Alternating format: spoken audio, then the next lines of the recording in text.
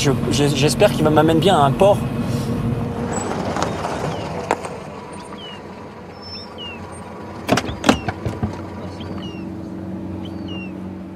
Une petite scène de pêche qui me rappelle mon pays breton.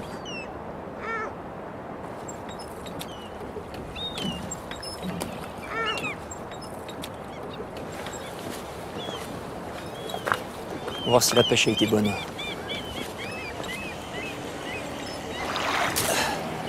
Marek, bonjour. Marek. Хорошо. Truite. Je vais faire un petit crowbar de ça, petit dessin, magnifique.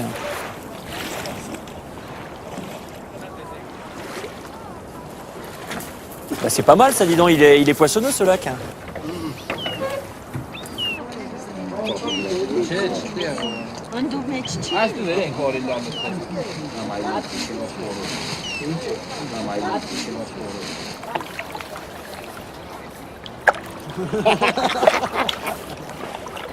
Attends.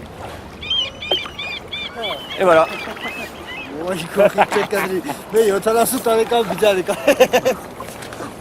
Merci mon ami. Давай. Merci. Hein. Давай, bye. Bonne pêche.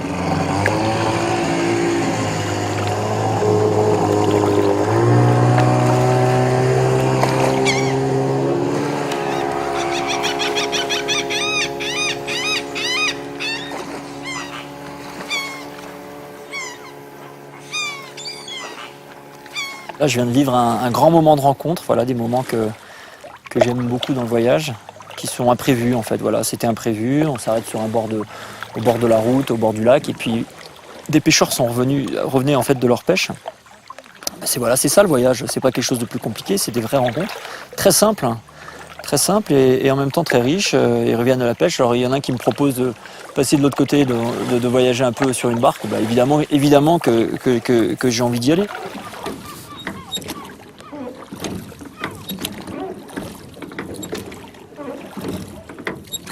Est-ce que ça fait du bien d'entendre le bruit des avirons dans l'eau, le bruit des dames de nage qui grincent. Petit bruit qui m'est bien familier et qui me fait aimer mon métier au plus haut point.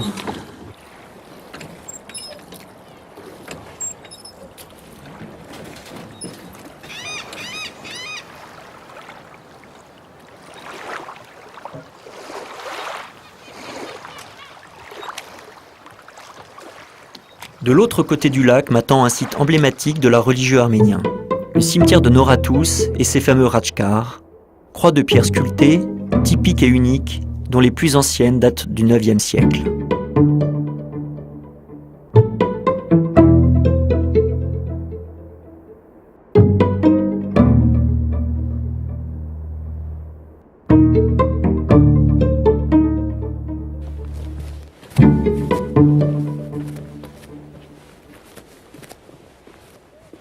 Et tombe à perte de vue. Il n'y a pas deux croix pareilles, il n'y a pas deux stèles pareilles. On voit parfois des croix, parfois des gisants en fait, comme on a là.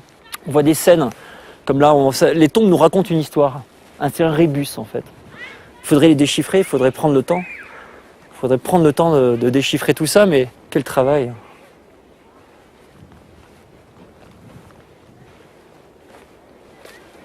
1, 2, 3, 4, 5, 6. Comme ça, verticales, qui font face au soleil. Il n'y en a pas deux pareilles. On est dans un musée, là. Voilà. On les regarde les unes après les autres. Chacune nous raconte une histoire.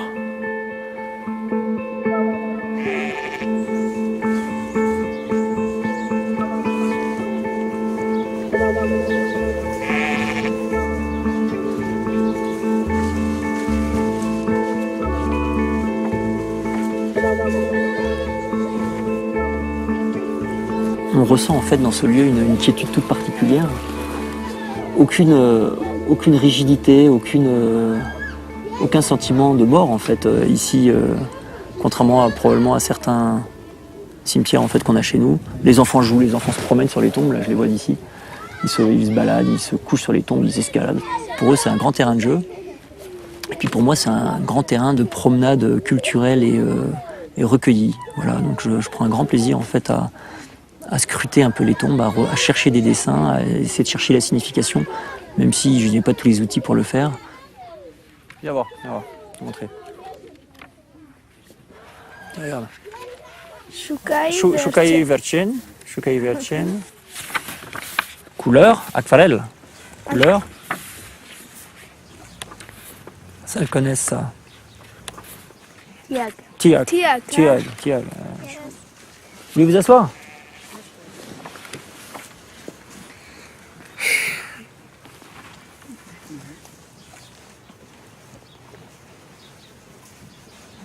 Mon modèle est parfait. Ne bouge pas du tout. Et voilà, la petite fille.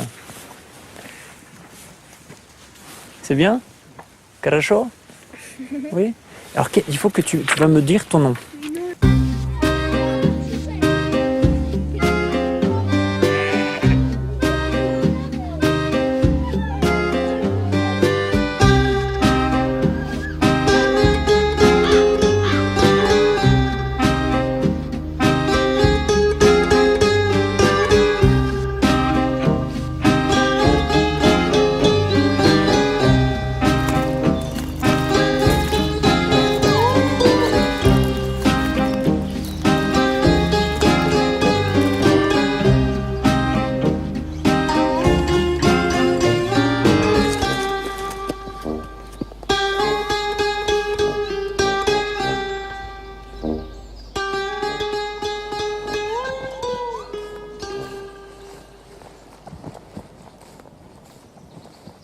Partir à la découverte du patrimoine religieux arménien vous entraîne dans un étonnant panel de paysages.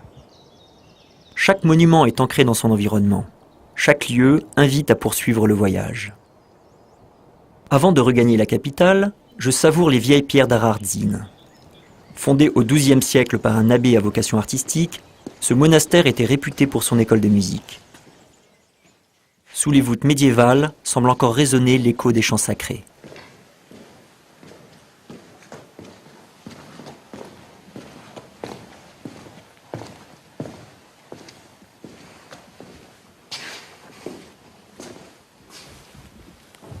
Oh, quelle magnifique pièce. En fait, là, on est dans le réfectoire du monastère, qui date du XIIIe siècle à peu près. Il y aurait vraiment une coque de bateau renversée sur nous.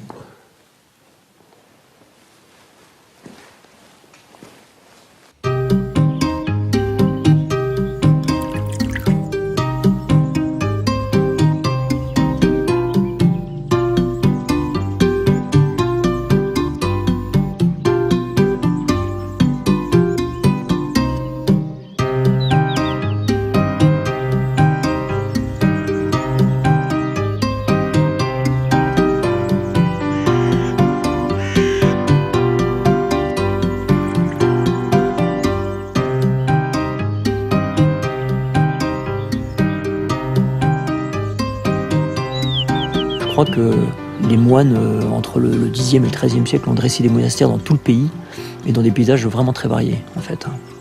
En faisant le tour des monastères, finalement, je pense qu'on a une bonne idée de la diversité également du pays, la diversité de paysages, entre les paysages rocailleux, le paysage du bord du lac Sévan, le paysage de la plaine du mont Ararat, et les montagnes en pleine forêt, qui, dans ce paysage d'automne, est absolument sublime. Tout cela me laisse à penser que les moines avaient du goût, simplement, et qu'ils choisissaient des sites magnifiques pour dresser des monastères.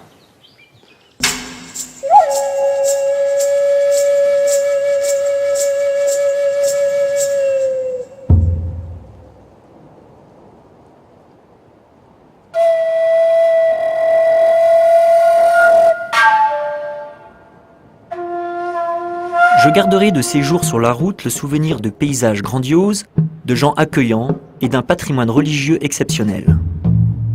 Mais aujourd'hui, la boucle se referme. 100 derniers kilomètres avant de retrouver Yerevan pour un dernier dimanche en Arménie. Il y aura la messe, le marché ou le musée, et pour commencer la visite du mémorial. Un monument érigé en souvenir du génocide perpétré par la Turquie en 1915, devenu lieu de recueillement pour tous les Arméniens.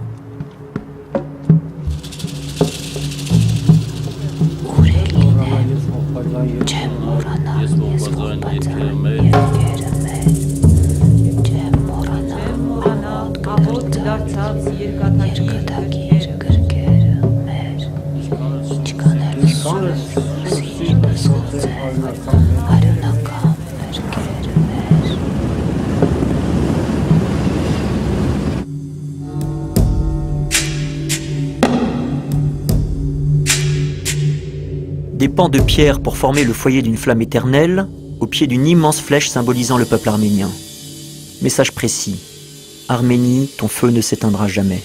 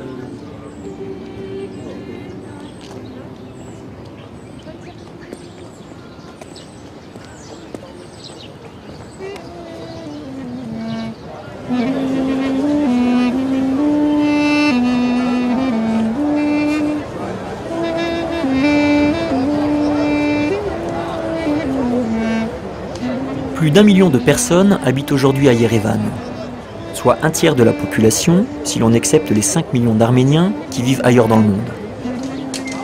Des émigrés qui ont fui les persécutions turques du XXe siècle, ou plus récemment, les difficiles années post-soviétiques. Des personnes loin de leurs racines et qui pourtant revendiquent leur origine et leur identité. L'identité arménienne, un lien culturel au-delà des frontières, forgé par la montagne et la pierre, l'histoire et le souvenir, la religion et les arts. Nouvelle note de la tradition au puce du vernissage, le marché dominical. La foule, les étalages et le timbre grave de cette flûte arménienne en bois d'arbre fruitier.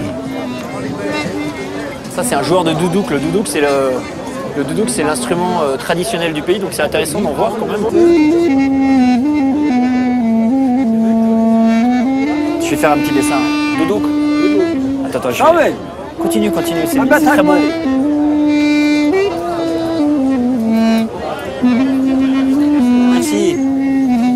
Merci Baroun. Merci Baroun.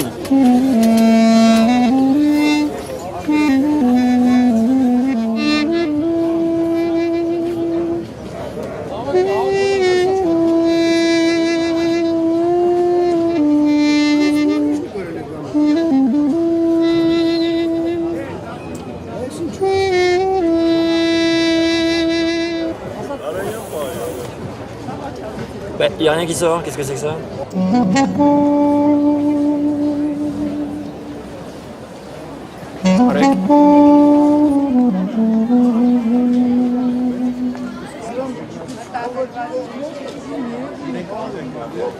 Je trouve qu'il y a des trucs assez jolis en fait. Je suis surpris parce que je m'attendais à voir que des œuvres un peu évidentes, avec le mont Ararat en arrière-plan, et en fait je trouve qu'il y a quand même il y a de l'émotion dans ce que je vois là. Je trouve qu'il y a une belle émotion qui se dégage de ça, je trouve. Je trouve qu'il y a de la liberté. Je me demandais si je trouverais de la liberté en fait dans les travaux artistiques, parce que l'Empire soviétique est quand même passé par là. Et je me demande si je vais pas en acheter en fait. Il faut que je réfléchisse.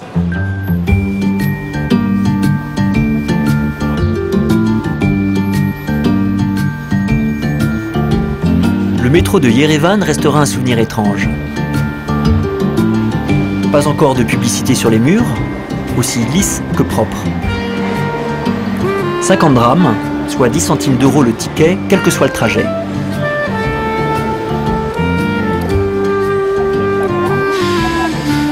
Des policiers en uniforme, au sourire amical,